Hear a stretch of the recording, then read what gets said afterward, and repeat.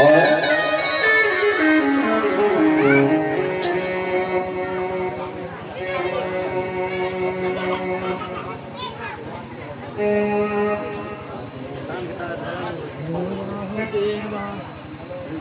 सुखदेव जी कहते हैं राजा परीक्षित से, हे राजन, जैसी आज वो पुत्र अपनी मैया से कहने लगा, मैया अगर जन्म देना था तो छोड़ना ही था, और छोड़ना था तो जन्म नहीं देना था। मैया अगर तुम जाती हो तो उसके पहले मेरी मृत्यु देख कर जाओ, मेरी मौत का तमाशा देखने जाओ, उसके बाद आप चाहे जहां चले जाना।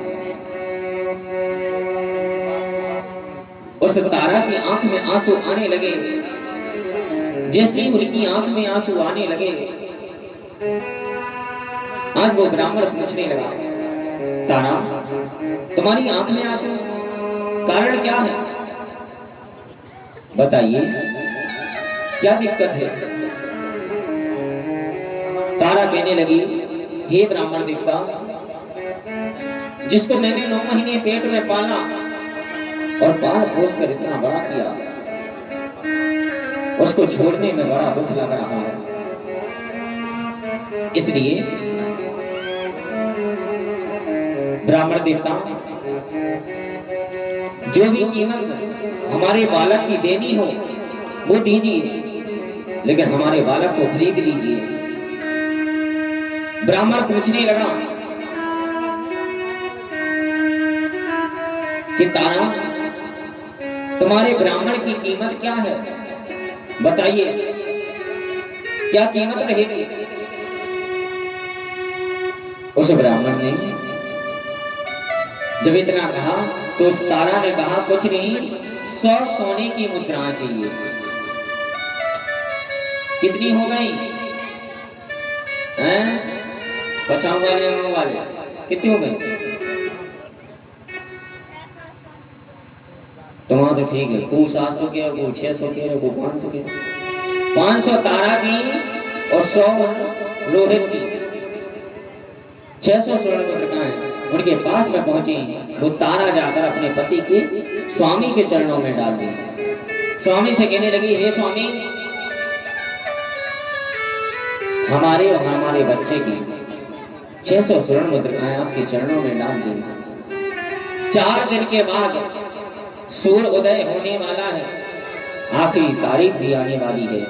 स्वामी कुछ ऐसा करो कि 500 स्वर्ण मुद्रिकाओं की और जरूरत है, वो भी मांग लो। तारा को वो ब्राह्मण अपने घर की ओर लेकर पहुंचा और आज राजा हरिश्चंद्र महाराज दर दर भटकने लगे, गांव गांव भटकने लगे।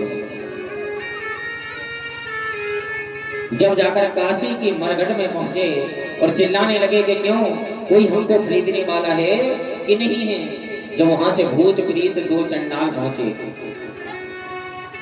जब वो चंडाल पहुंचे, वो चंडाल कहने लगे कि राजन, तुम सत्यवादी राजा हो, सत्य पर चलते थे, लेकिन ऐसी कौन सी मुसीबत आ गई कि जिसके कारण तुम्हारा राज्यपाट छूट गया। राजा हरिश्चंद्र महाराज कहने लगे, चंडाल, ये वक्त की कीमत होती है। कभी वक्त आता है तो अच्छा दिखने लगता है, कभी वक्त बुरा आता है तो बुरा दिखने लगता है। और बगैर पत्ता हिलने वाला नहीं है। चंडाल कहने लगे, सुनो, हम तो भूत प्रीत हैं, हमको मिल जाए तो ठीक है, ना तो को के ऊपर बैठ कर सोई मिल जाए। और तुम यहाँ रहोगे तो जो हम कहेंगे वो आपको करना होगा, और खाने के लिए कुछ नहीं होगा। आज चंडाल कहने लगे, सुनो, तुमको मरघट की पहरेदारी करनी होगी, मरघट के पहले रहना होगा, मरघट से 20 कदम दूर रहना होगा, और खाने के लिए कच्चे पिंड मिलेंगे, कच्चे पिंड बढ़वाते हैं ना, जब कोई मर जाता है तो कहते हैं पिंड दान करा दो, श्राद्ध करा दो। पिंड आज भी राजा हरिश्चंद्र महाराज खाते हैं, और जब तक पिंड नहीं खाते, उनके मुख तक नहीं पहुंचते, तो वो आत्मा को छोड़े रहते हैं, आत्मा को मानते नहीं। जो कहते हैं तुम्हारे घर के बूढ़े बुजुर्ग डोकरियां भाग रही, डोकरियां घूम रही, तुम्हारी पितृ दोष लगे हुए हैं, वही कारण है। रहने के लिए कबा का पेड़ दिया गया, तुम्हारे तक क्वा बोलते हैं उसको, कबा को क्वा। हाँ, तो क्वा के पेड़ में रहने लगे। एक तो पहली बात, कभी किसी के हाथों से कबा का पेड़ लग ही नहीं सकता। तुम नीम का लगा लियो, जामुन को लगा लियो, आम को लगा लियो, लेकिन कुआं का पेड़ तुम्हारे हाथों से जमेगा नहीं। और जम जाए, तुम्हारे हाथ से जम जाए, तो 100 यज्ञ बराबर हो जाता है। हमने बहुत कोशिश की, नहीं जमता, सूख जाता है, बड़ा ही नहीं हो पाता। कुआं का पेड़ अपने आप उगता है, मरघट में ज्यादा अधिकतर रहता है। कबा का पेड़ राजा हरिश्चंद्र महाराज को रहने के लिए दिया, कुआं का पेड़ रहने के लिए दिया, कच्चे पिंड खाने के लिए दिए, और टैक्स लेने के लिए आज भी टैक्स लगता है।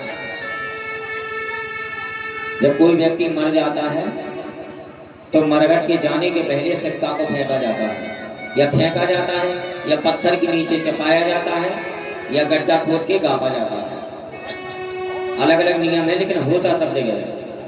मुर्दा जलाने के पहले आज भी वो नियम होता है, मुर्दा जलाते हैं। जब हमारे यहाँ पत्थर के नीचे चपाते हैं सिक्का को, जब मुर्दा को जलाते हैं। मरघट होगा तो मरघट के पहले एक पत्थर मिलेगा, उसके नीचे चपा देंगे, फिर उसके बाद मुर्दा को अंदर ले जाएंगे। वो टैक्स देते हैं कि प्रभु जो मैंने कर्म किए हैं, पाप किए हैं, वो आपको लालच मतलब कर्ज दे रहे हैं। आज राजा हरिश्चंद्र महाराज के पास में 1100 सोने की मुद्राएं हुई। 500 स्वर्ण मुद्रिकाओं में राजा हरिश्चंद्र महाराज चंडालों के पास बिक गए। जब राजा हरिश्चंद्र महाराज सूर्य उदय 3 दिन बाद होने वाला था, उसके पहले आज अपनी नगरी में पहुंच गए। 1100 ब्राह्मणों को बुलाया, 1100 ब्राह्मणों के चरणों को धो धोकर सभी के चरणों को धोने लगे।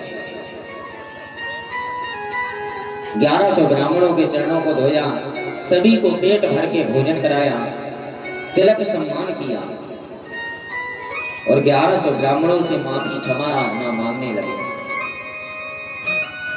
कहने लगे, हे ब्राह्मण देवता, जो भी हमसे गलतियां टूटियां हुई हैं वो हमको क्षमा कीजिए। 1100 ब्राह्मणों ने क्षमा किया। आज राजा हरिश्चंद्र महाराज उस मरघट में जाकर रहने लगे, कर्ज मुक्त किया। जो तारा के यहाँ, तारा के साथ में जो पुत्र था रोहित, और रोहित धीरे धीरे बड़ा होने लगा। जब बड़ा होने लगा तो ब्राह्मण काम धाम बताने लगा। कभी देखा होगा, छोटे छोटे बच्चे रहते हैं, जब तक अपना काम नहीं बताते, तो जैसे ही बड़ा होता है तो काम धाम बताने लगते, बेटा जो उठा दो, बेटा जो कर लो। ऐसी ही रोहित बड़ा हुआ। रोहित को आज वो ब्राह्मण काम बताने लगा कि रोहित, तुमको सुबह होते ही, सुबह ना हो पाए उसके पहले फूल को तोड़कर हमारे पास पहुंचाना है, बेलपत्री पहुंचाना है। वो बालक डर की वजह से प्रतिदिन सुबह होते ही फूल तोड़ने के लिए जाता था। जब उस ब्राह्मण ने सोचा कि उसको अपने घर से बाहर निकालना है, मां से इसको अलग करना है, तो जब कोई बालक जलने लगता है किसी इंसान पर, तो गलतियां ढूंढना चालू करता है। गलतियां ढूंढने लगता है। तो उस बालक की कोई गलतियां नहीं मिलती थी। उस बालक की जब गलतियां नहीं मिली तो उस ब्राह्मण ने सोचा कि आप तो कुछ ऐसा करना चाहिए कि जिस फूल से ये फूल तोड़कर लाता है उस फूल का पेड़ ही काट देना चाहिए। जब ये फूल नहीं लेकर आएगा तो इसको मारेंगे, डांटेंगे और भगा देंगे। उस बालक को सताने लगा वो मालिक। जो फूल का पेड़ था वो फूल का पेड़ काट दिया। जब सुबह होती ही वो बालक फूल के पेड़ के पास में पहुंचा। जब फूल के पास पहुंचा तो फूल का पेड़ एक कटा हुआ पड़ा था, कटा हुआ डला हुआ था। जब फूल का पेड़ कटा हुआ डला था तभी जाकर जब फूल नहीं मिला तो अपने आप में वो डरने लगा, डरते गया। जब वो डरने लगा, डरते गया, तभी जाकर